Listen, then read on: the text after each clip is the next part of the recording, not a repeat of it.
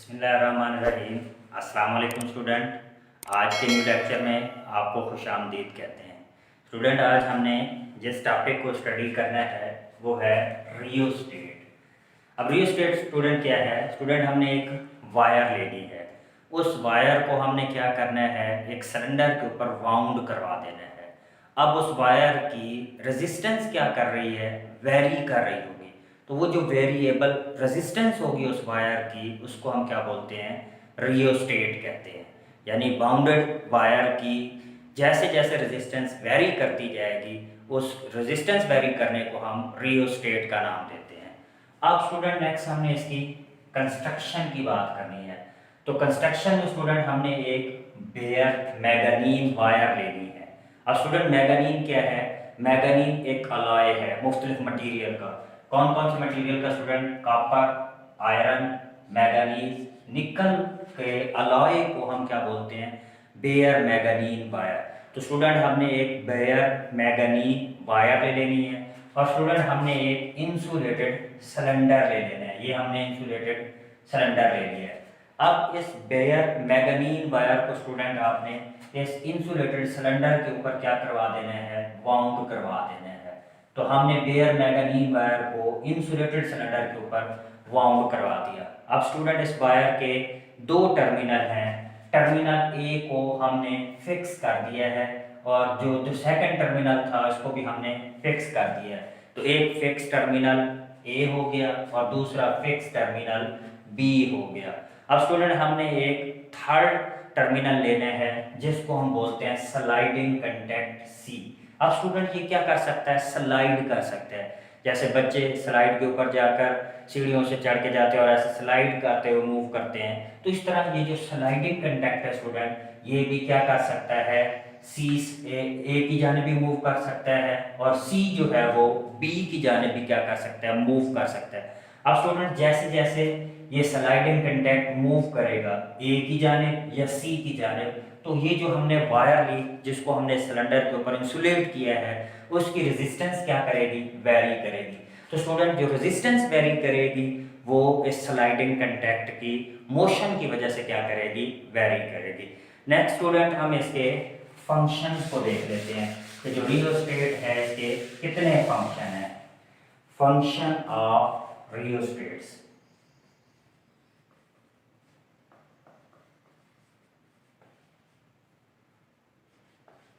Student rheostat के दो function हैं। Number one student, rheostat as a variable resistor, as a variable resistor, यानी हम रियोस्टेट को यूज करेंगे एज ए वेरिएबल रेजिस्टर के तौर पर। और स्टूडेंट नंबर टू पे है rheostat as a potential divider.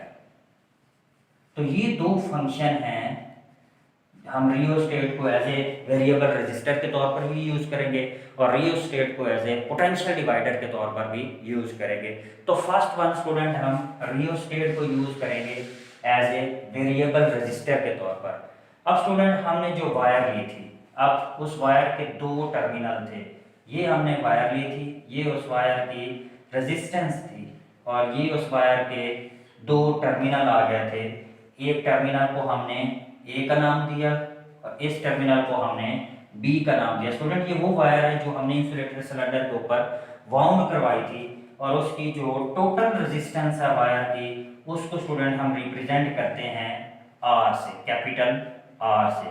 अब हमने पढ़ा था कि इसमें एक थर्ड टर्मिनल भी होगा जिसको हमने स्लाइडिंग कंटेक्ट का नाम दिया था और वो थर्ड टर्मिनल क्या कर सकता है स्टूडेंट, इस वायर के ऊपर स्लाइड कर सकता है। ये ए की जानिब भी मूव कर सकता है स्टूडेंट, बी की जानिब भी मूव कर सकता है। जैसे जैसे ये स्लाइडिंग कंटेक्ट मूव करेगा तो रेजिस्टेंस वेरी करेगी। अब स्टूडेंट हमने सर्किट के अंदर जिस टर्मिनल को यूज करना है वो ए और सी को अटैच करना है। यानी जब हम सर्किट के अंदर अटैच करेंगे तो ए और सी के दरमियान जो लेंथ है वायर की वो यूज होगी, ए और सी के दरमियान जो रेजिस्टेंस है वो यूज होगी। अब स्टूडेंट ए और सी तक जो रेजिस्टेंस है, ए और सी तक की रेजिस्टेंस को हम स्मॉल आर से डिनोट करते हैं।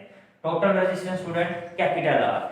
ए और सी के दरमियान जो रेजिस्टेंस है इसको हम रिप्रेजेंट करेंगे स्मॉल आर से।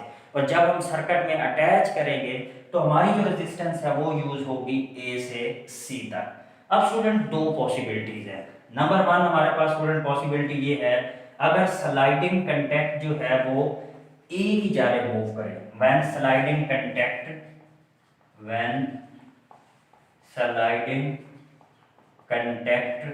मूव्स towards the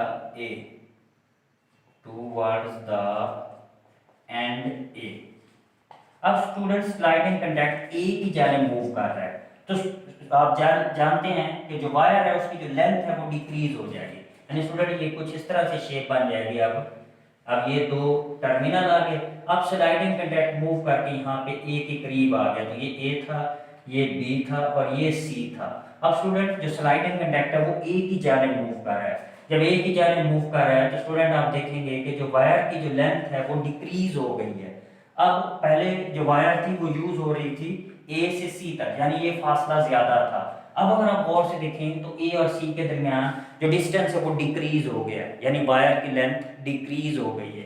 स्टूडेंट जब वायर की लेंथ डिक्रीज होगी, हमने ये पढ़ा था कि रेजिस्टेंस और लेंथ आपस में डायरेक्टली प्रोपोर्शनल होते हैं।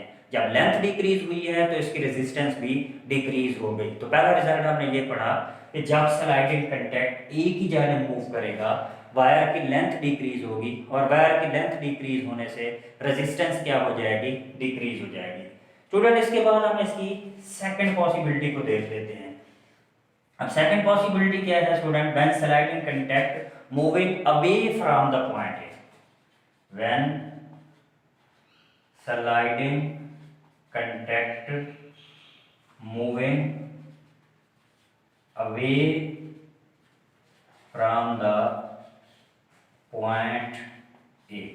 अब स्टूडेंट स्लाइडिंग कंटेक्ट क्या कर रहा है, ए से अवे मूव कर रहा है। अब स्टूडेंट ये डायग्राम कुछ इस तरह से पॉसिबिलिटी हमारे पास बनेगी कि ये हमारे पास स्लाइडिंग कंटेक्ट है और इसको अब आपने ए से अवे मूव करवा देना है। ये हमारे पास वायर आ गई, उसके ये दो टर्मिनल आ गए, एक ए आ गया और एक बी आ गया। अब स्लाइडिंग कंटेक्ट स्टूडेंट मूव करता है और मूव करके इस पोजीशन पे आ जाता है। अब स्लाइडिंग कंटेक्ट बी की जानिब चला गया, यानी ए से अवे मूव कर गया।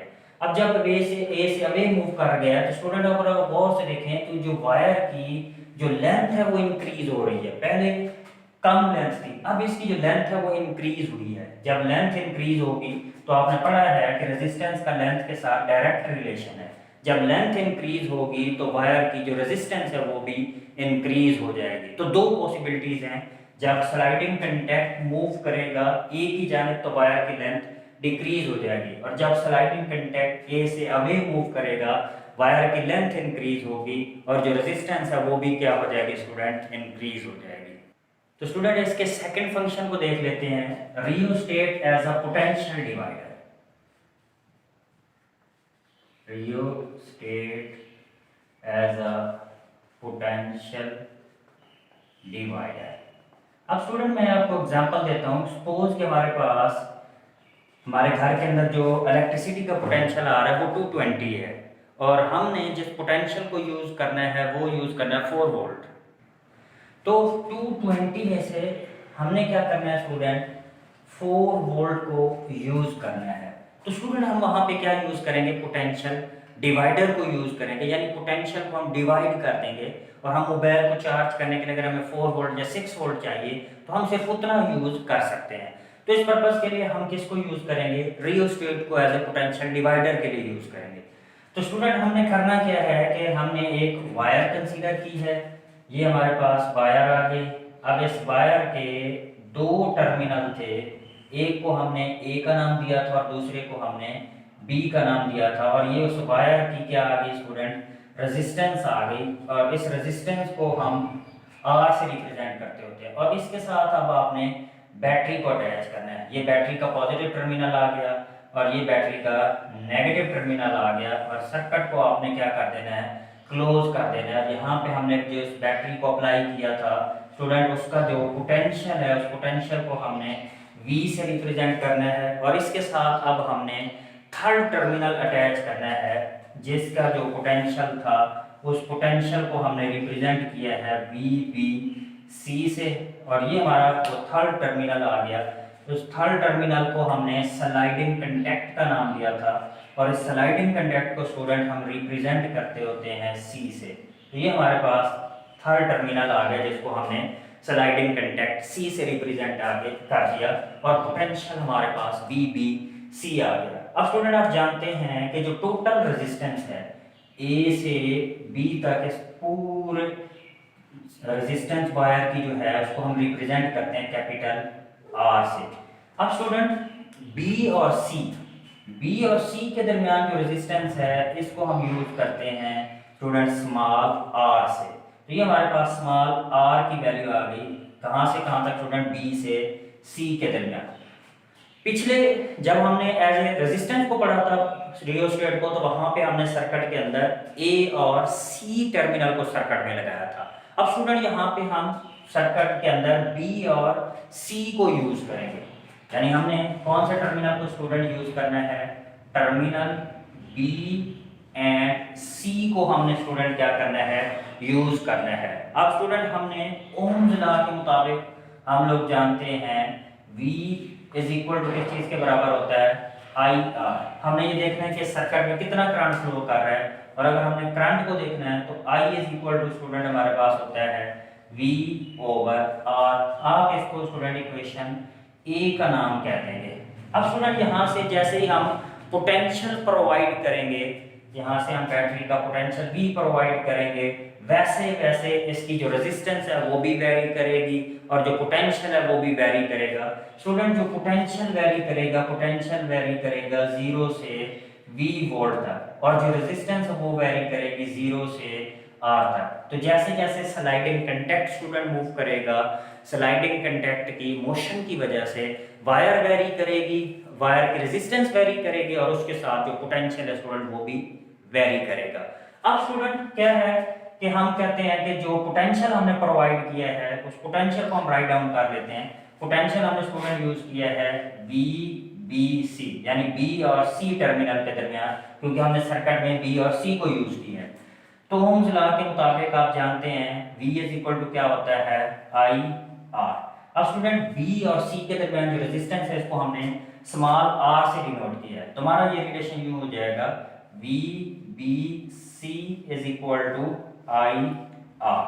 अब स्टूडेंट आपने क्या करना है, आई की जो वैल्यू आ रही इक्वेशन ए से वो इसमें आपने क्या कर देनी है, पुट कर देनी है। अब जैसे ही हम इसकी वैल्यू पुट करेंगे तुम्हारे पास स्टूडेंट रिलेशन कुछ इस तरह से बन जाएगा। ये हमारे पास आ जाएगा V B C, आई की वैल्यू पुट करें, आई की वैल्यू आ रही थी V ओवर R, और यहाँ पे स्मॉल r आ गया। अब स्टूडेंट हम इसको थोड़ा सा रीअरेंज कर लेते हैं।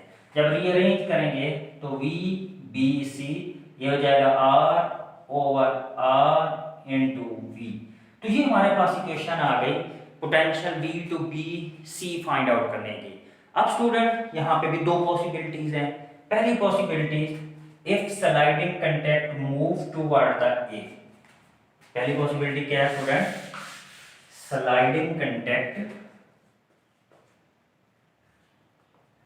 Move towards the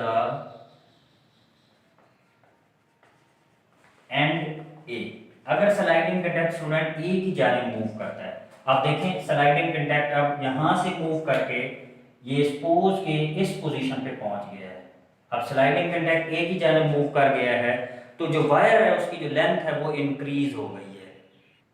sliding conduct student सी के जानिब गया है तो वायर की जो लेंथ है स्टूडेंट, लेंथ क्या हो गई है, लेंथ इंक्रीज हो गई है। अब जब लेंथ इंक्रीज हुई है तो स्टूडेंट ये जो स्मॉल आर था, इस स्मॉल आर की जो वैल्यू है वो भी इंक्रीज होगी। और स्टूडेंट जब स्मॉल आर की वैल्यू इंक्रीज होगी तो जो पोटेंशियल था, पोटेंशियल कहाँ से, जो पोटेंशियल VBC था वो भी स्टूडेंट क्या हो जाएगा, इंक्रीज हो जाएगा। अब दूसरी पॉसिबिलिटी स्टूडेंट ये है, when sliding conduct move toward the end B, जब स्लाइडिंग कंडक्ट B की जानिब मूव करे, ये स्टूडेंट यूं भी कह सकते हैं when sliding conduct move away from the point A। तो अब स्टूडेंट जब स्लाइडिंग कंडक्ट यहाँ से मूव करके सपोज के न्यू पोजीशन पे आ जाता है, ये फर्स्ट पोजीशन थी, ये सेकंड पोजीशन थी, अब स्लाइडिंग कंडक्ट इससे नीचे आ जाता है। सपोज के स्टूडेंट स्लाइडिंग कंडक्ट यहाँ पे किसी पोजीशन पे आ जाता है। अब स्लाइडिंग कंडक्ट जब इस पोजीशन पे आएगा तो वायर की जो लेंथ है स्टूडेंट, वायर की जो लेंथ है वो डिक्रीज हो जाएगी।